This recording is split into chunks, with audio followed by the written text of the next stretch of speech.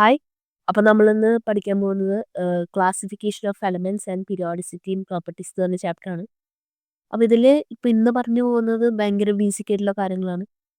അതായത് എന്താ പറയുക, പ്രീവിയസ് ഇയർ ക്വസ്റ്റ്യൻസിൽ അങ്ങനെ കാണാൻ പറ്റാത്ത ചോദ്യങ്ങളും എന്താ ചോദ്യങ്ങൾ എന്ന് പറയാൻ പറ്റില്ല, കുറച്ച് കോൺസെപ്റ്റ്സ്. ഓക്കെ, അപ്പോൾ ഇത് 11th എക്സാമിന് തന്നെ യൂസ് ആവും. പക്ഷെ അടുത്ത വീഡിയോസിലായിട്ട് നമ്മൾ JEE അല്ലെങ്കിൽ നീറ്റിൻ്റെ പ്രീവിയസ് ഇയർ ക്വസ്റ്റ്യൻസ് ഇടും ഈ ചാപ്റ്ററിൻ്റെ. ഓക്കെ, അപ്പോൾ ഇത് ജസ്റ്റ് ഒരു ബേസിന് വേണ്ടി പറഞ്ഞു തന്നതാണ്.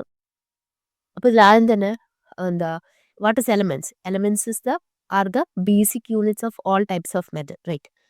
പിന്നീട് 1800s ഒരു ജോഹാൻ ഡോബറിനർ എന്ന് പറഞ്ഞൊരു സയൻറ്റിസ്റ്റ് വന്നിട്ട് പറഞ്ഞു, അതായത് 3 കോൺസിക്യൂട്ടീവ് എലമെന്റ്സ്, അതിൻ്റെ സെക്കൻഡ് എലമെന്റിന്റെ അറ്റോമിക് മാസ് കണ്ടുപിടിക്കണമെങ്കിൽ ആദ്യത്തെ എലമെന്റിനെയും തേർഡ് എലമെന്റിനെയും സം ചെയ്തിട്ട് അതിന് ഡിവൈഡ് ബൈ 2 ചെയ്താൽ മതി. അതായത് ഫസ്റ്റ് എലമെന്റിനും തേർഡ് എലമെന്റിനും മീൻ എടുത്തു കഴിഞ്ഞാൽ നമുക്ക് സെക്കൻഡ് എലമെന്റിന്റെ എന്താ മാസ് കിട്ടും. ഓക്കെ, അറ്റോമിക് മാസ് കിട്ടും. അതിന് കുറച്ച് എക്സാമ്പിൾസ് കാര്യങ്ങളൊക്കെയാണ്. അതാണ് ലിഥിയം, സോഡിയം, പൊട്ടാസ്യം, അതുപോലെ calcium, strontium, barium and chlorine, bromine, iodine. അപ്പോൾ ഇതിൽ എന്താ പറയുക, ഒരു ഒരെണ്ണമെങ്കിലും ഒന്ന് ജസ്റ്റ് പഠിച്ചു വയ്ക്കുക. ഇപ്പോൾ ഇവിടെ നോക്കിയാൽ അറിയാം, ഇപ്പോൾ ലിഥിയത്തിൻ്റെയും പൊട്ടാസ്യത്തിൻ്റെയും മീൻ എടുത്തു കഴിഞ്ഞാൽ നമുക്ക് 23 കിട്ടും. 23 എന്താ, it is atomic mass of sodium, right.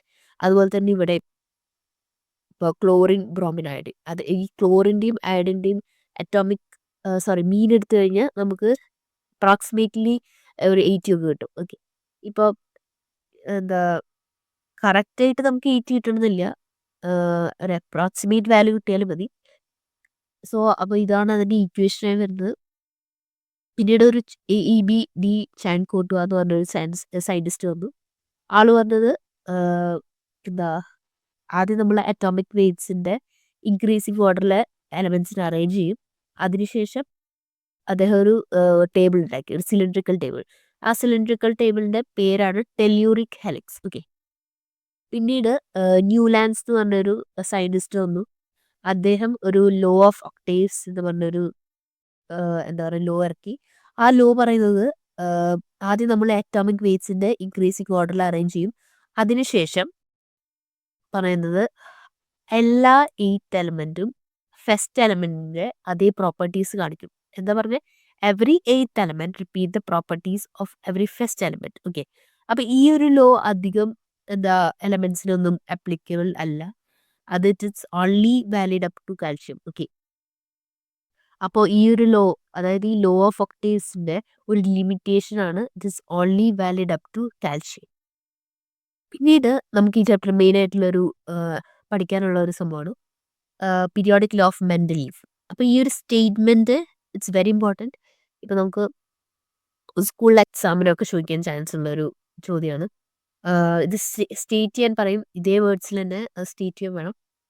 It States that the properties of the elements are A periodic function of their atomic weights.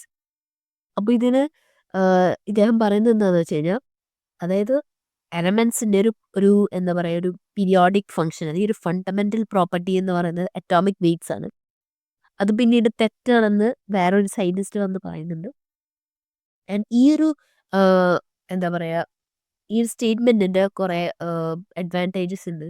അതാണ് ഇപ്പോൾ he left the gap under aluminium, അതിന് നമ്മൾ എക്ക അലുമിനിയം എന്ന് പറയും. ഈ എക്ക അലുമിനിയം എന്ന് പറയുന്നത് ഗാലിയമാണ്. അതുപോലെ തന്നെ സിലിക്കണിൻ്റെ അടിയിലായിട്ട് ഒരു സ്പേസ് വിട്ടിരുന്നു, അതിനെ എക്ക സിലിക്കൺ എന്ന് പറയും. ഈ എക്ക സിലിക്കൺ എന്ന് പറയുന്നത് ജെർമേനിയം എന്ന് പറഞ്ഞ ഒരു എലമെൻ്റ് ആണ്. ഓക്കെ, പിന്നീട് ഇംഗ്ലീഷ് ഫിസിസ്റ്റ് ആയിട്ടുള്ള ഒരു ഹെൻറി മോസ്ലി എന്ന് പറയുന്ന ഒരു സയൻറ്റിസ്റ്റ് വന്നിട്ട് ഒരു ഗ്രാഫ് പ്ലോട്ട് ചെയ്തു. ഓക്കെ, ആ ഗ്രാഫ് എന്ന് പറയുന്നത് root nu versus atomic number എന്ന് പറയുന്ന ഒരു ഗ്രാഫാണ്. ആൻഡ് അതിലെ ഒരു സ്ട്രെയിറ്റ് ലൈൻ ആണ് നമുക്ക് കിട്ടുന്നത്. ആൻഡ് ഈ ഒരു root nu versus atomic number എന്ന് പറയുന്നത് ഭയങ്കര ഇമ്പോർട്ടൻ്റ് ആണ്. ഇതിനെ ബേസ് ചെയ്തിട്ട് 2 ക്വസ്റ്റ്യൻസ് JEE PYQ കാണാൻ പറ്റുന്നുണ്ട്. So it's very important and it also gives A straight line. പിന്നീട് ഒരു ഇമ്പോർട്ടൻ്റ് ആയിട്ടുള്ളൊരു ലോ ആണ് modern periodic law. And it States that the physical and chemical properties of elements are periodic function of their atomic numbers. നേരത്തെ നമ്മൾ കണ്ടത് atomic weights ആയിരുന്നു, ഇവിടെ atomic നമ്പേഴ്സാണ്. Okay. ഒരു ടെക്സ്റ്റ് വായിച്ചു കഴിഞ്ഞാൽ ഈ ഒരു ലൈൻ കാണാൻ പറ്റും. അതായത് pitch blend is an or of uranium. വലിയ ഇമ്പോർട്ടൻ്റ് അല്ല, ജസ്റ്റ് ഒന്ന് എഴുതി വെച്ചതേ ഉള്ളൂ.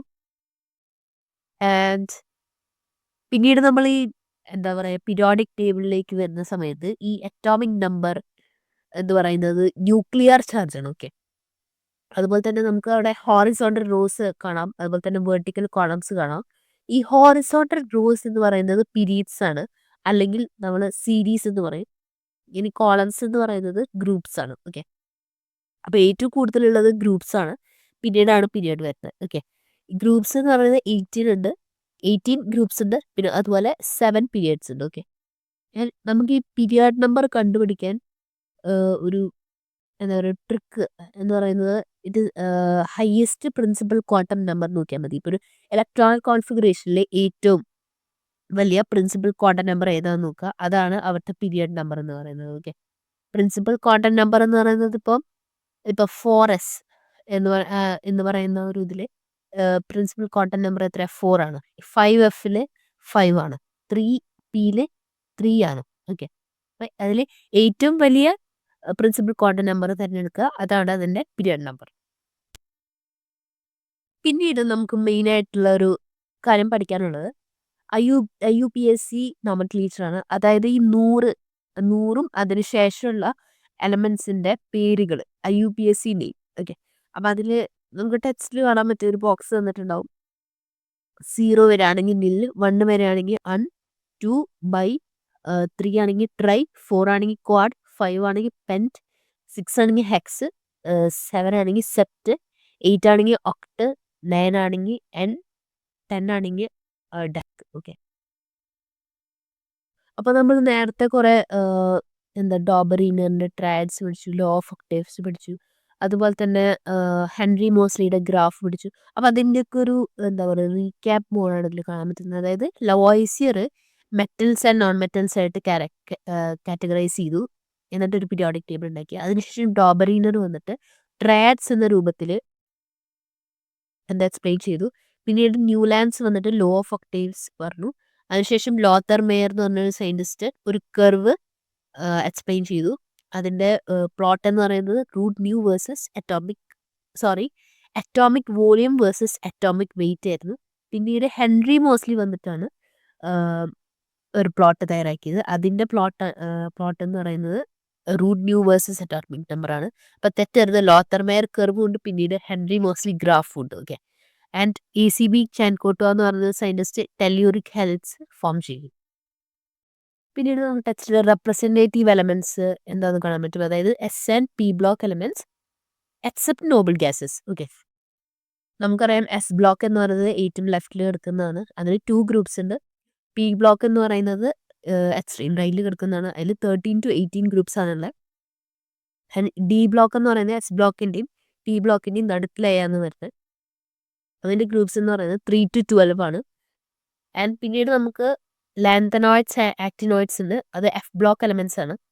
അത് നമുക്കൊരു 53 തൊട്ടിട്ട് ഐ തിങ്ക് 108 വരെ ഉണ്ട്. ആൻഡ് S ബ്ലോക്കിലെ ആദ്യത്തെ 2 ഗ്രൂപ്പിനെ വിളിക്കുന്ന പേരാണ് ആൽക്കലി മെറ്റൽസ്, അതുപോലെ തന്നെ alkaline earth metals. Okay. Alkali മെറ്റൽസിൻ്റെ ഇലക്ട്രോണിക് കോൺഫിഗറേഷൻ വരുന്നത് NS1 ആണ്. പിന്നീട് ആൽക്കലൈൻ എർത്ത് മെറ്റൽസിൻ്റെ ഇലക്ട്രോണിക് കോൺഫിഗറേഷൻ വരുന്നത് NS2 ആണ്.